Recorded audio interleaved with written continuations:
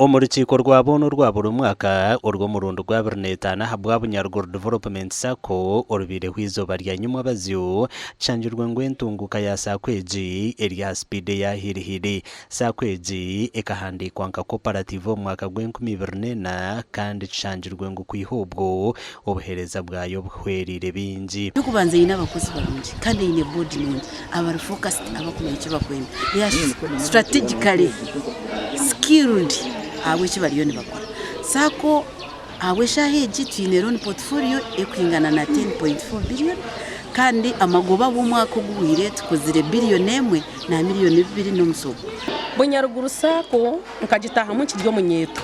nkagitaha mu ninyijuka omwaka gw'2020 nataha muri yo munyeto na shwerwa nakora maka Bunyaruguru Sacco eri kunyamba na ryaroni nakora business na shomesa abana na tungente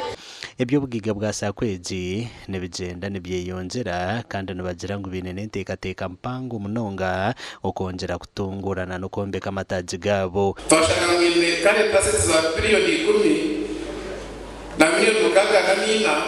emtware ibiri rukumi 10.52 debt exposure and current assets obulobwiga bwanyu obumwino bw'entura nkebizibe da computers nk'entebe na n'ibindi byo kategori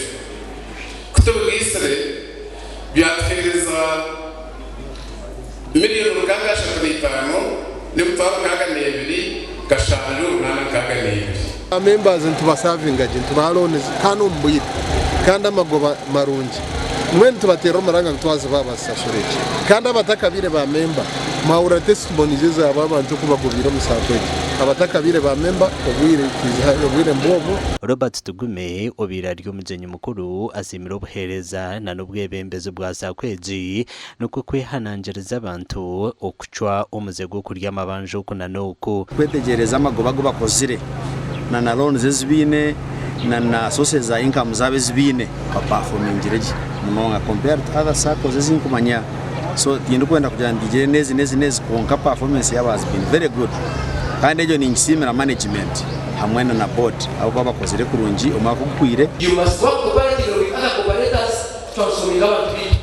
so takabta no para bashaka nebali nebo wa chaps ukashango muyenda kupana ngoba ajiru chaps wacha bana lero ofisa kala na mapresi ngaba unyaku amrebe ko akuteko utalo hapana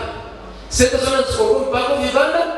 eza unyakuzie magono kuja kugasingaga na keje what we need to do how do you remember jenera Sacco ele kuranza ko